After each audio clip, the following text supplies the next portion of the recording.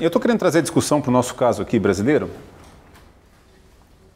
e contar para vocês que grande parte do que a gente tem feito no LEPS e agora no EduLab 21, que é um think tank que a gente criou dedicado só a essa agenda, tenta propor maneiras de medir em larga escala e que sirva tanto para monitoramento quanto para avaliação de impacto, essas características ditas não cognitivas ou socioemocionais.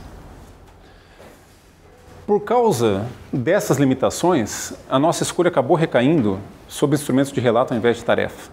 Empiricamente, a gente até hoje teve muita dificuldade para desenvolver medidas de heterorrelato que fossem confiáveis.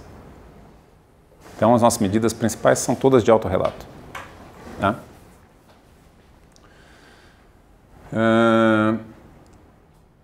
Porque elas são medidas de autorrelato, hoje, quer dizer, uma criança muito pequena não consegue falar sobre si mesma. Então, essencialmente, a literatura concorda que entre 9 e 10 anos de idade é a faixa onde você consegue começar a medir essas características dessa forma. Tá? Então, esse tem sido grande parte do nosso foco. Se é isso, a gente tem que aprender, se eu quero comparar um grupo de tratamento e um grupo de controle, ou se eu quero comparar duas escolas ao longo do tempo, ou duas escolas no mesmo instante do tempo, eu preciso, primeiro passo, como é que eu crio medidas que sejam comparáveis entre grupos, né? E como é que eu lido com todas essas limitações aqui dos instrumentos de autorrelato. Erro de medida, que a gente acabou de discutir, seria uma primeira grande limitação. E especialmente no contexto de avaliação de impacto, alguns dos tratamentos mais sofisticados que têm sido dados embutir a estimação do θ com a estimação do efeito de tratamento num único estágio ao invés de fazer em dois. Tá? Então, vamos reter isso daquela nossa primeira conversa.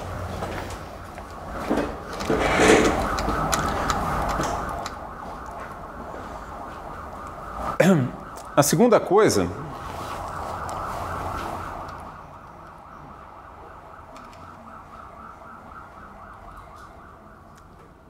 então deixa eu tentar adaptar aqui ao tempo. A segunda coisa eu preciso, para usar isso em avaliação de impacto ou num sistema de monitoramento, lidar com alguns desafios que são fundamentais. Tá? E vamos tentar motivar cada um deles e ver, e aí vocês vão ver que alguma parte disso a gente já tem pistas de como tratar, outra parte a gente não tem pistas. A gente precisa aprender, quer dizer, o primeiro desafio que seria o da comparabilidade é como é que eu faço para que as respostas do meu grupo de controle, do meu grupo de tratamento, não sejam influenciadas pelo simples fato de que um é grupo de controle e outro é grupo de tratamento. E isso pode ser influenciado pela intervenção em si ou pode ser influenciado pelo fato de que, por exemplo, foi randomizado, pode até ter sido randomizado, mas ao nível da escola e é difícil isolar o efeito da escola. Então você precisaria ter muita escola para essas coisas realmente se balancearem e anularem viés de resposta. Mas pode ser que a intervenção afete também o teu estilo de resposta. E ela pode afetar, porque ela afeta o teu grupo de referência. Então, por exemplo, se a minha intervenção é fazer um mantra de como as pessoas precisam ser pontuais, disciplinadas, não sei o que, isso pode mudar quem são os meus colegas e o que é a minha referência de como responder esse tipo de pergunta. Né? Vocês estão aqui no mestrado e no doutorado, vocês vão ver que um fenômeno típico quando você termina o doutorado é que o teu sarrafo vai lá na lua, você acha que tudo que você está fazendo é horrível, entendeu? E depois, quando você começa, você volta para o mundo dos vivos e começa a entrar em contato com tudo que é feito, você vê, não, tem realmente coisas interessantes que eu posso contribuir. Né? Então, a própria intervenção, ter feito doutorado, ter participado de algum, pode afetar o que é o grupo de referência e isso afetar como é que eu respondo a um conjunto de itens. E a intervenção pode afetar também os incentivos que você tem para responder uma pergunta. Né? O caso mais comum, se pegar, por exemplo, o Jovem de Futuro, que é um programa do Instituto Unibanco, feito em vários lugares do Brasil, a escola ganha R$100 por aluno, esse é um pedaço da intervenção, mas ela só mantém esse ganho se os alunos forem bem na prova de matemática. evidente que eles têm um super incentivo para ir bem na prova de matemática. Certo?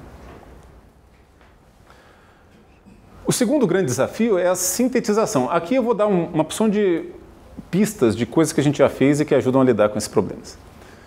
Sintetização tem a ver com duas coisas. Número um, como eu mostrei para vocês naqueles gráficos de sensibilidade, de idades sensíveis, de maleabilidade, nem sempre essas características que a gente está medindo são cumulativas ao longo da vida. E digamos, só para ilustrar,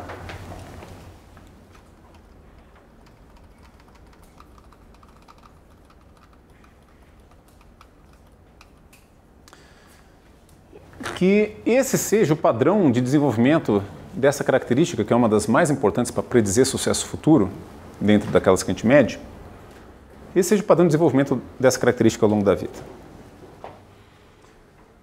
Talvez a minha intervenção seja bem sucedida, não se aos 30 anos de idade ela tiver deslocado essas duas curvas para cá, mas se o tamanho desse vale tivesse reduzido para cá.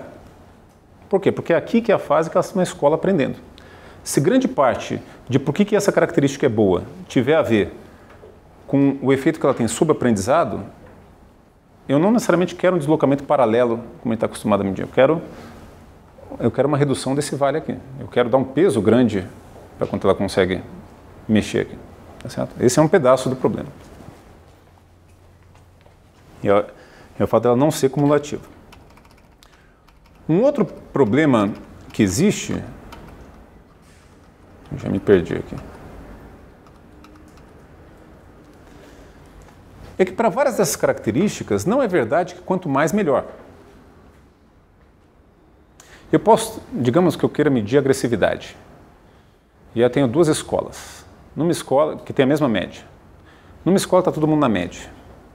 Na média da população, digamos. Na outra escola, eu tenho metade bandido, metade carneirinho. Essas duas escolas são iguais? Se eu fizer uma intervenção que elas fossem idênticas no início, no final do dia elas têm essa diferença. Será que o programa não teve efeito? Simplesmente porque a agressividade média não mudou? Ou eu preciso ser um pouco criativo, e isso é meio caso a caso, na hora de sintetizar ou seja, o primeiro problema é como é que eu torno duas distribuições comparáveis, né? Essas distribuições sofrem de vários vieses, esses vieses podem ser sistemáticos, e eu quero que as distribuições sejam comparáveis. O outro é como é que eu tenho estatísticas que sintetizem essa distribuição de uma maneira significativa, de uma maneira que tenha significado. Se eu quiser usar isso como ferramenta de monitoramento no sistema educacional brasileiro, eu devo fazer que nem eu faço com matemática, que eu computo a média e faço um ranking, ou não, eu tenho que fazer alguma outra coisa. Isso aqui a gente não tem ainda uma resposta, não. Isso aqui é um bocado complicado. E se a gente não resolver isso, essa agenda vai ter sérias dificuldades de avançar.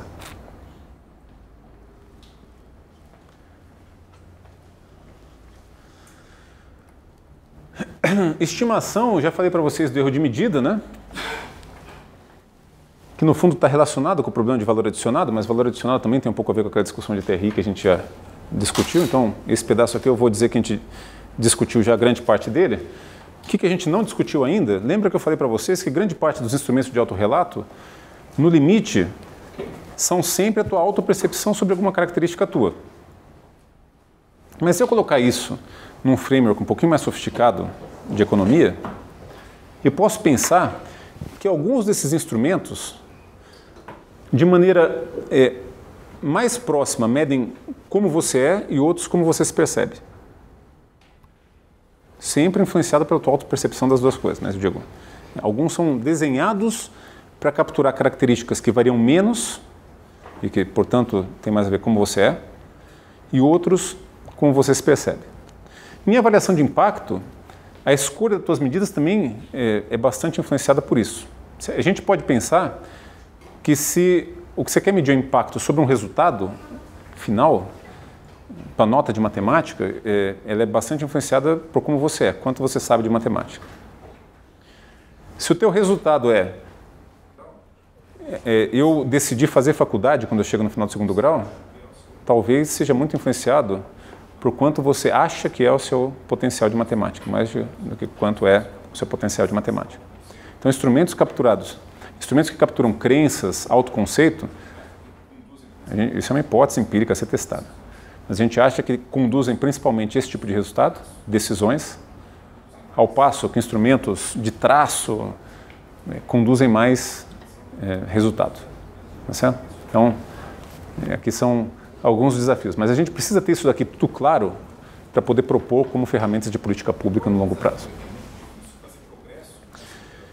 E o quarto desafio é que é muito difícil fazer progresso nessa literatura sem você ter uma teoria de mudança por trás. Né? Isso é verdade para avaliação de impacto em geral, mas é especialmente verdade para esse ramo dessa literatura. Né?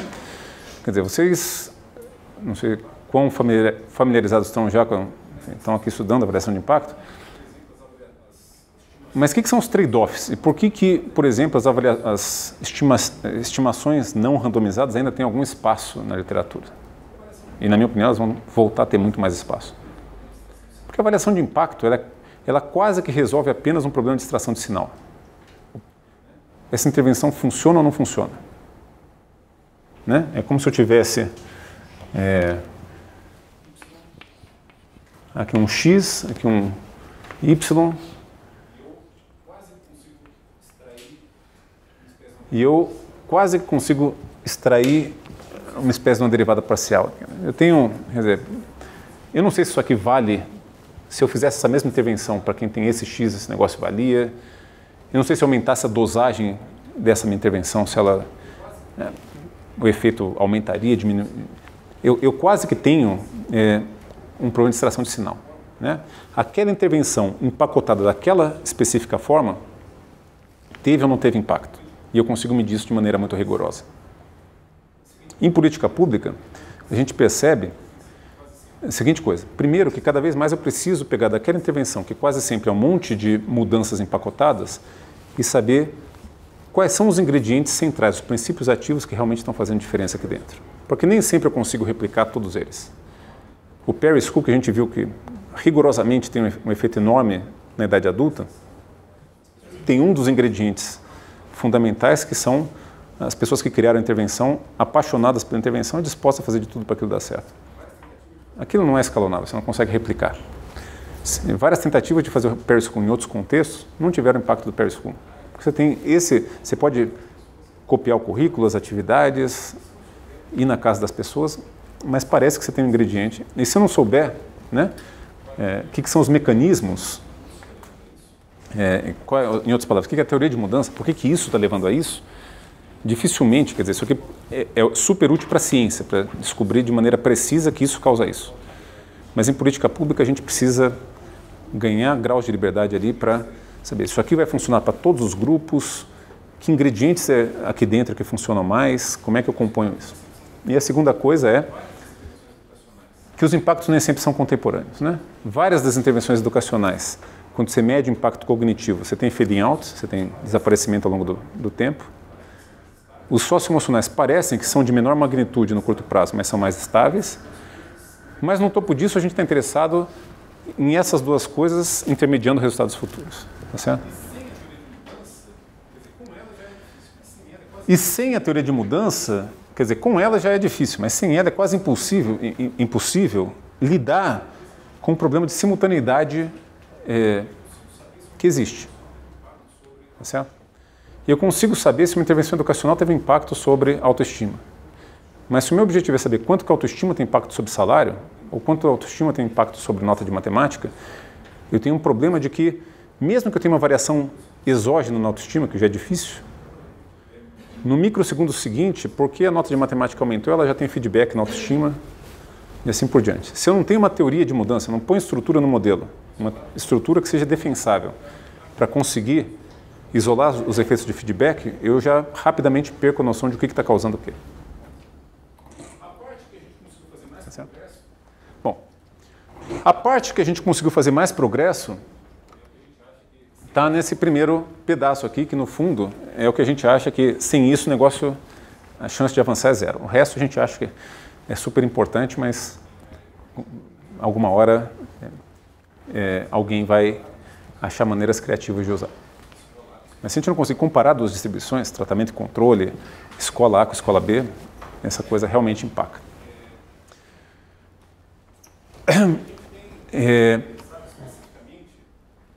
E a gente tem endereçado especificamente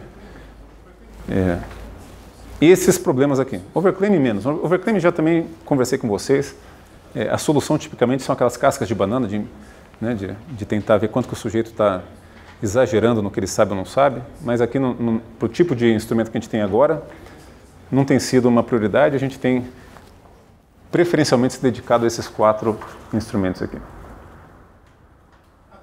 Esses 4 problemas aqui.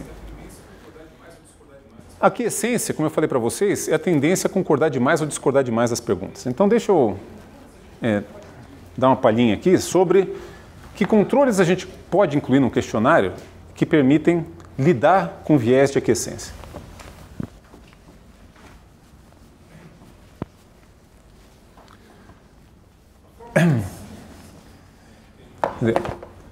A forma mais simples que a gente tem é incluir no teu questionário perguntas opostas. Eu posso perguntar quanto você é feliz na pergunta 1, quanto você é triste na pergunta 2, concordo muito, concordo pouco. Então imagina que eu tenho um instrumento que tem itens com essa estrutura aqui. Ó. Isso aqui, na verdade, isso aqui é realidade, tá certo? Isso aqui é instrumentos tais como os que a gente tem construído. Tá? Aqui é um item tipicamente de amabilidade, esse aqui é um item de abertura a novas experiências, esse aqui é um item de estabilidade emocional, acho que tem um de cada aqui, né? Um item de extroversão e aqui um item de conscienciosidade. Então aqui tem um de cada. Bom, se é verdade que você tem um viés de aquiescência, que você tende, ou seja, esse pode ser para cima ou para baixo, mas, por exemplo, eu só uso esse pedaço da escala. Então imagina que você só usa esse pedaço da escala e você usa a escala inteira. E eu quero filtrar isso porque eu quero comparar vocês dois. Tá certo? Mas eu sei que você só usa esse pedaço da escala, portanto, se eu não fizer nenhum tratamento, o teu resultado vai ser mais alto aqui. Tá certo? O que eu posso fazer é colocar pares opostos. Né? Aqui tem exemplos que são difíceis de colocar pares opostos. Esse não. Tá? Manter-se calmo sem estourar quando provocado. Digamos que eu tivesse o item 92, que fosse quanto você estoura na primeira provocação. Propriedade que os pares opostos têm é que a soma deles devia dar sempre 6 e a média deles devia dar sempre 3. Qualquer desvio da média de 3 é um sinal de viés de aquiescência. E eu posso depois, se eu detecto isso, eu incluo uma sequência de pares opostos no instrumento, eu posso tomar a média deles e usar isso para deslocar os teus resultados finais, anulando isso. Eu posso fazer de uma maneira um pouquinho mais sofisticada, por quê? Porque eu posso levar em conta que é diferente.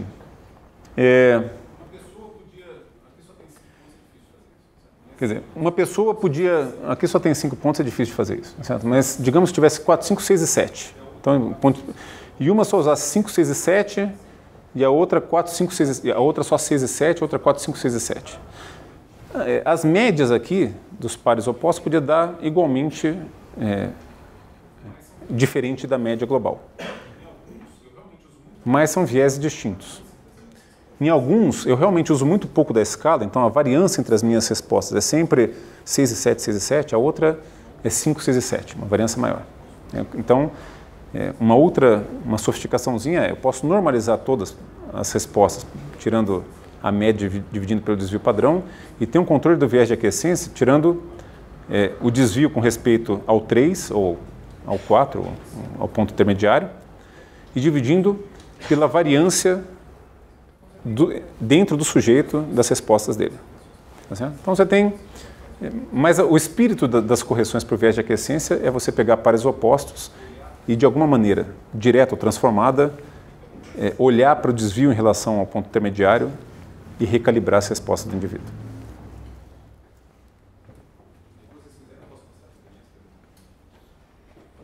Depois, se vocês quiserem, eu posso passar referência, quer dizer, fórmulas mesmo que para cada uma dessas coisas. Pontos absorventes, então, pode ser que o sujeito que, quer dizer, uma tendência das pessoas é quando elas não têm muita certeza de nada, vai lá e põe moderadamente e passa para o seguinte, quer se livrar do problema. Né? Se é isso, você pode modelar, sim, diga-se de passagem, um problema crônico nessa literatura que eu não lidei ainda, não contei para vocês ainda, é o problema do ecoespaçamento. Né? O que é o ecoespaçamento?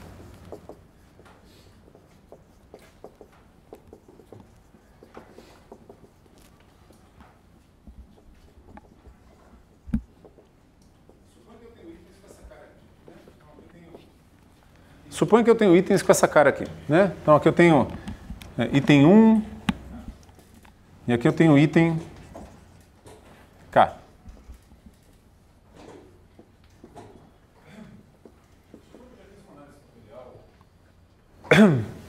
Suponho que eu já fiz uma análise fatorial inicial, agrupei as perguntas em torno de escalas e cheguei à conclusão que essas perguntas aqui pertencem ao mesmo grupamento. E aqui é discordo muito, discordo pouco, não concordo nem discordo, concordo pouco, concordo muito. Se eu tomar a média dessas respostas, chamando elas de 1, 2, 3, 4 e 5, implicitamente eu estou supondo que a distância do discordo muito para o discordo pouco é igual à distância do discordo pouco para o concordo pouco, tá certo? E você tem vários truques, né? O mais comum deles é a análise que eles chamam de policórica, né? O Stata faz isso, né? Análise policórica,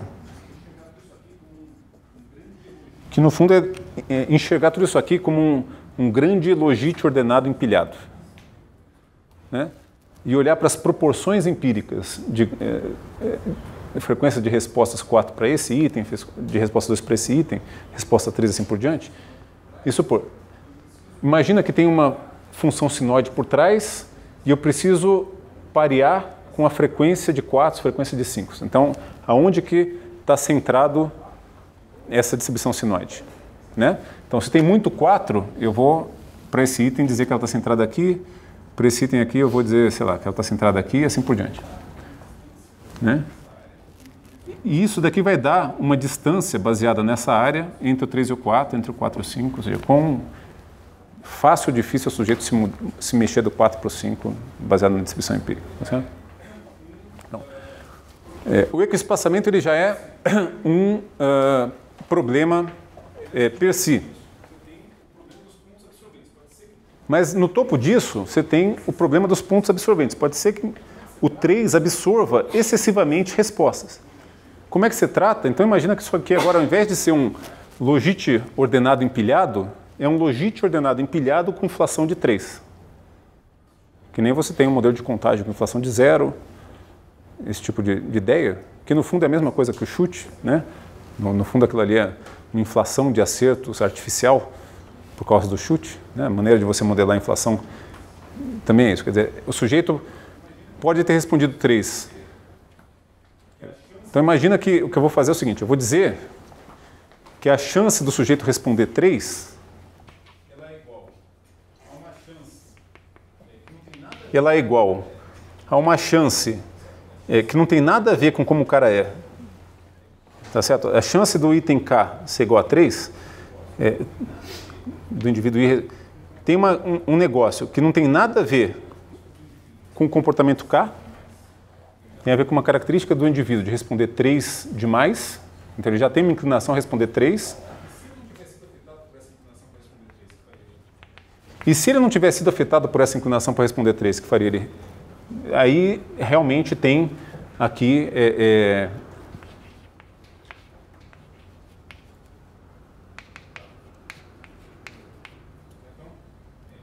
sei lá, uma coisa do tipo. Então, eu modelo de um jeito em que eu filtro a inflação de 3 ou de 5 ou de 1, se eu suspeitar que eu tenho pontos absorventes aqui.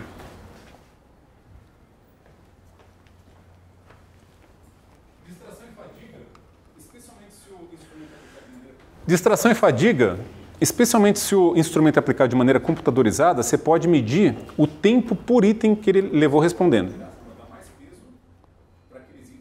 E você pode ponderar, você pode dar mais peso para aqueles itens que ele gastou mais tempo ou menos tempo. Né? Se não é computadorizado, a gente usa uns truques meio sujos para descobrir quanto tempo as pessoas gastam por item. Um deles, que é simples de fazer, é o truque da BIC 4 cores. Né? Você aplica um questionário para os indivíduos e dá uma caneta 4 cores para eles responderem, e a cada 5 minutos você fala, troca a cor, troca a cor, troca a cor, troca a cor. Você sabe quanto tempo, em média, ele levou para responder cada grupo de perguntas.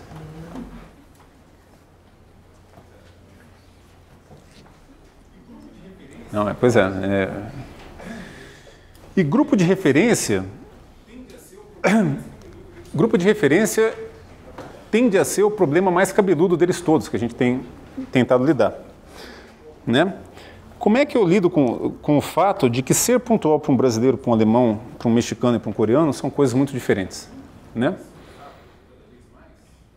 E um truque que tem sido usado cada vez mais, que a gente está copiando, na verdade agora a gente até está empurrando um pouco, porque a gente fez umas inovações, é o seguinte: antes de você começar a responder sobre si mesmo, deixa eu colocar uma série de historietas sobre uma terceira pessoa. Então, por enquanto, vocês não estão falando ainda de vocês mesmos, estão falando dessa terceira pessoa. Mas essa terceira pessoa é a mesma, quer você esteja no norte, no sul, na zona rural, na zona urbana. E eu vou contar uma história como essa. A Aline costuma deixar essas coisas todas bagunçadas, odeia limpar a casa, deixa a lição sem completar. Quanto você acha que a Aline é organizada? Eu estou dando uma descrição bastante precisa de como é a Aline e pedindo que vocês mostrem para mim aonde está o sarrafo. O que significa ser organizado para cada um de vocês? Então, se para o grupo de referência vocês têm sarrafos diferentes, vocês vão revelar aqui. E depois eu vou usar essa resposta que vocês deram, que ainda não é sobre você mesmo, certo? Sobre essa mesma terceira pessoa, para recalibrar as suas respostas. Como que eu posso fazer isso? Tem N maneiras, algumas paramétricas, algumas menos paramétricas, mas uma que tem se consagrado como a mais frequente é o seguinte.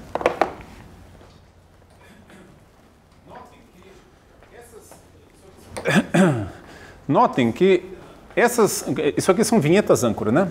Elas são ordenáveis, né? Você tem claramente 3 meninas, a gente brinca às vezes, se para menina a gente tem que dar vinheta feminina, para menino não, enfim, tem um monte de coisa que a gente quer saber quão sensível é a como é que você coloca essas perguntas para poder tornar comparáveis, tá? Mas elas são claramente ordenáveis, né? A Aline é propositalmente a menos organizada, a Manuela é a do meio e a Juliana é, nesse exemplo, a mais organizada. Então, eu tenho um conjunto de vinhetas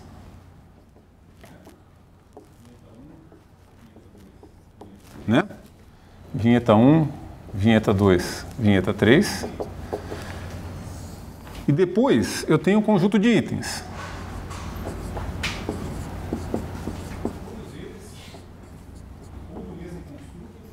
Todos eles ou do mesmo construto ou do construto correlato, tá certo? Quanto mais próximo do construto, mais... A gente tem um artigo recente que quanto mais perto do construto está a vinheta, melhor ela corrige o teu viés de grupo de referência. Então, primeiro fale da Manuela, da Aline, depois fale sobre você. Essa que é a brincadeira. Então, deixa eu pegar lá uma caneta de outra cor. Como é que funciona, ou uma das formas mais simples de corrigir as vinhetas? É por vinhetas, né? Digamos que o indivíduo 1 respondeu, essa aqui é pouco organizada, essa aqui é mais ou menos, essa aqui é bastante organizada. E o indivíduo 2, para essas mesmas 3 vinhetas, respondeu desse jeito aqui. E só para fazer meu ponto, vamos supor, ou seja, claramente, o que significa organização para esses 2 indivíduos são coisas bem diferentes. Mas vamos supor que no final do dia eles tiveram o mesmo padrão de respostas a esses itens aqui, né? Então, digamos que o padrão foi, sei lá,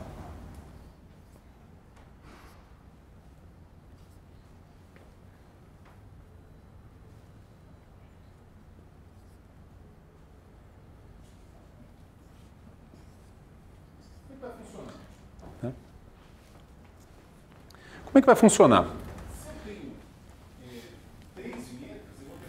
Se eu tenho 3 vinhetas, eu vou ter 2 vezes 3 mais 1 possibilidades no final do dia. Minha escala recodificada para as respostas dos indivíduos, que eu vou chamar aqui de ITU,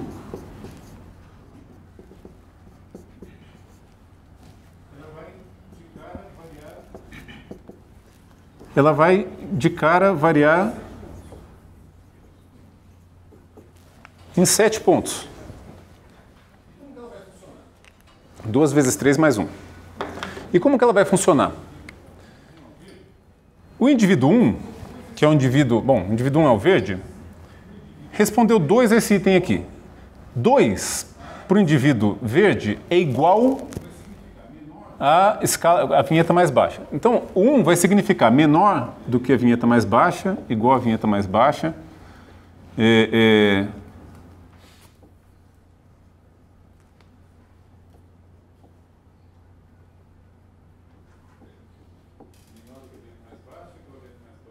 Não, peraí.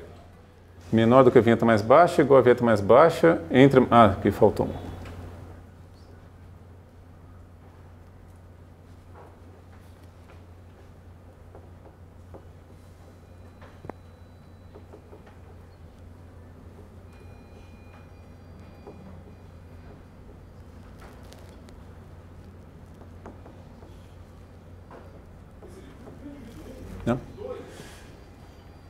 Ou seja, para o indivíduo 1, 2 é igual à vinheta mais baixa. Então, o indivíduo 1 vai ter 3, está entre a mais baixa e a do meio.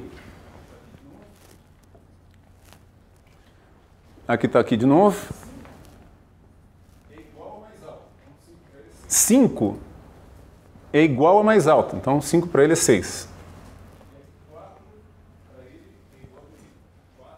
E aqui 4 para ele é igual a do meio. Então 4 é 4 mesmo.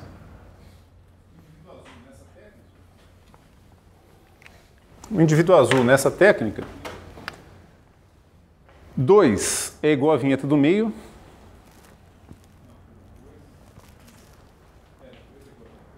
Não, perdão, 2, estou falando besteira aqui. 2 é igual a vinheta do meio. 3 é igual a vinheta mais alta. Do meio de novo. 5 é maior do que a mais alta.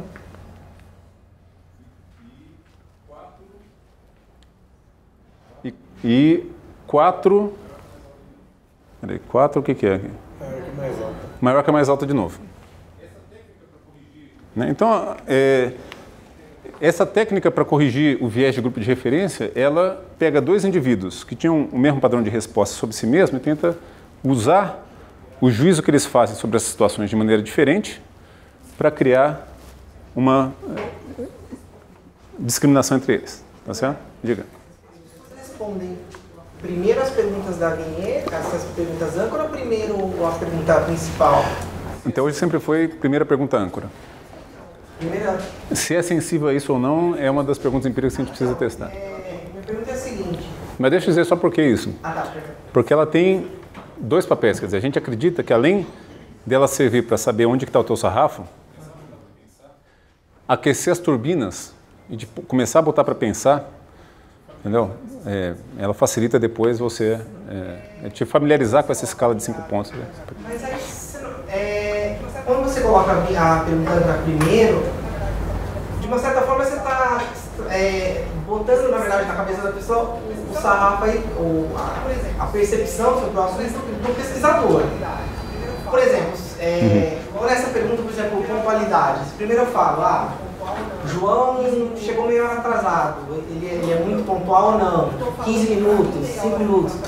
No fundo, eu estou falando que para mim meia hora é muito atraso, 15, eu já estou dando uma referência. E depois, se eu pergunto da pontualidade... Não, mas o que eu quero é que você me dê a sua referência mesmo. Então, mas eu estou dando a minha. A diferença, por exemplo, se eu pergunto, chegou meia hora atrasado, chegou 15, chegou 5. É diferente se eu, pesquisador, chegou 2 horas, chegou 1, chegou...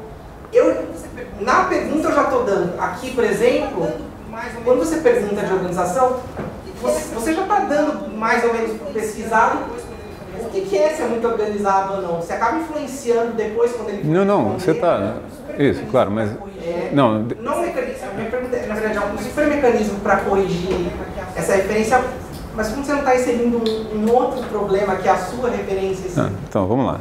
Isso aqui realmente são coisas que são bastante experimentais ainda, tá? Isso aqui é só o que dentro dos experimentais, por exemplo, resolveu aquele paradoxo que eu tinha falado.